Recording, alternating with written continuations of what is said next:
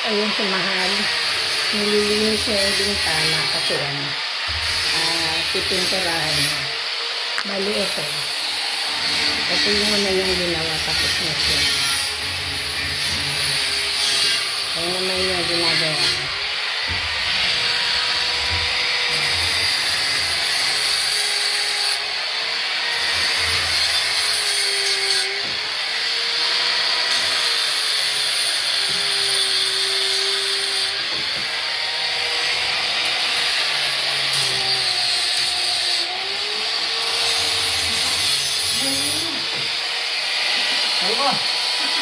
Ayos yan. Pangalan, pang YouTube.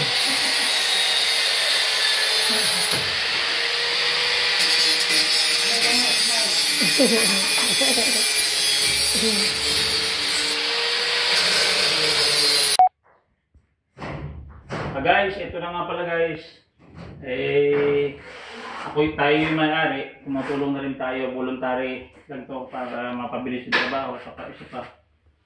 Wala namang magagawa. So mabuti na yung ganito, gumagawa tayo, kumikilos tayo, nakakatulong pa tayo. Kasi dati-rati, gumagawa tayo sa bahay ng ibang tao. Pinapasweldohan tayo. How about yung bahay natin ang ginagawa? So gagawin na rin natin yung ginagawa natin dito sa bahay. Ngayon guys, 97% na. So almost 3% na lang kasi yung kwarto tapos na, yung kisame tapos na rin. So masilya lang at pintura. So yung isang nagawa namin ay nakapokus magmasilya. Ako naman nakapokus ako sa pagpintura. Kabintala lang.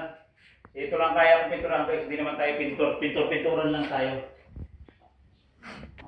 Kasi maganda ito guys bago kami umalis, may pintura siya para at least kahit paano maproteksyonan naman lang siya sa kalawang. Kasi guys, pag hindi mo natakpan yung kalawang, lalo siya naman malaki, mabilis siya mag-spread. So ngayon, mayroon na siyang pintura. So, hindi naman namamatay ang kalawang, nandyan lang yan, pero ibig sabihin, may protection na siya.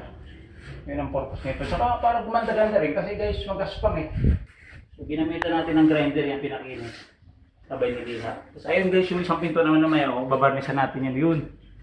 So, ayun yung pang-barnis natin nasa karton, no? So, after ng lunch, babarnisan natin yan. Protection naman siya sa tubig. Kasi, alam mo na, maulan. Kailangan may protection siya. Sa mga susunod na vlogs namin guys, makikita nyo yung ganda nito. Ngayon hindi mo pa talaga makikita kasi nga hindi pa siya tapos.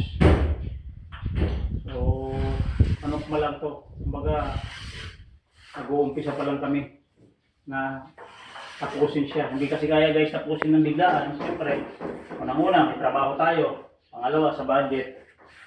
So, kung nakafocus na sana tayo dito, at may malaking budget tayo, kaya tapusin. Kung may budget ka naman guys, mahirap yung tapusin. Kasi nga, alam mo naman, 50 days lang tayo nagbakasyon dito. Saka hindi na tayo nakapokus dito.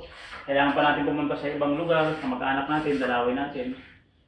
So ngayon, pagdating ko dito, binigyan ko talaga ng time to sa bahay na to. Halos lang lahat ng oras ko, inubos ko na dito. So yung mga oras na natitira ko susunod, yun ang gagamitin ko pag enjoy. Imimit yung ibang family ko. Ngayon, more focus talaga sa bahay. Walang munang galak-galak. At least, bago gumala yung bahay, nagawa na.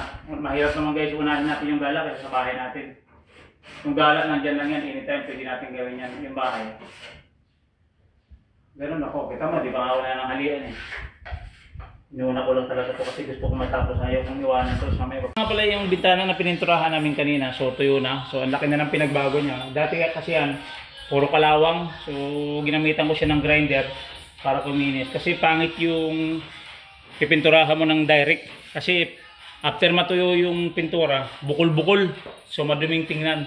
So ayan na yung resulta ngayon guys. So makinis na siya. Gumanda na yung kulay niya. So wala nang may kalawang pa rin. Hindi naman namamatay ang kalawang, nandiyan pa rin yan. Pero ibig sabihin, hindi na siya ganoon kabilis mag-spread o kumalat kasi may protect na.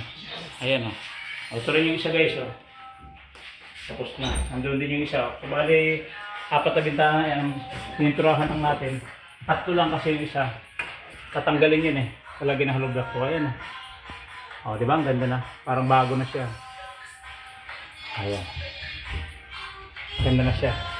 Bumalik na yung dating kulay niya, makinis na. So pag yan, nalinis na yan. Guys, welcome back to our channel. Guys, ito na nga pala yung pintuan namin. Tapos na yung bintana. Ayan, nilihan na natin. Kunting lihan na lang kasi nalihan na yan eh. Ayan. Tapos, pagpagpag ng konti. Ayan. Para makinis siya, wala siya likabok. Ayan. Yan yung technique din eh.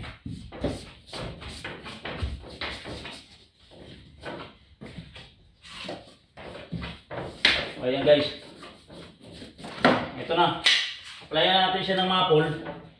Ibig sabihin ito guys, protection lang to sa mga talipsik sa ulan ba. Para ano, maganda-ganda naman siyang tingnan. Kasi alam mo, laging umuulan dito. Ayan guys. Kailangan natin mag-varnish.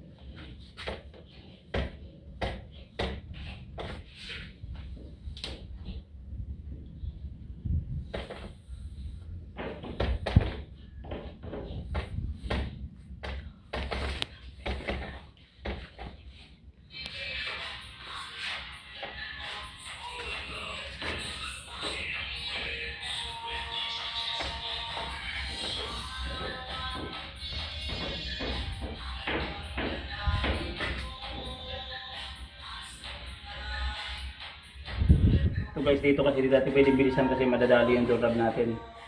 Kailangan gilid-gilid dun tayo.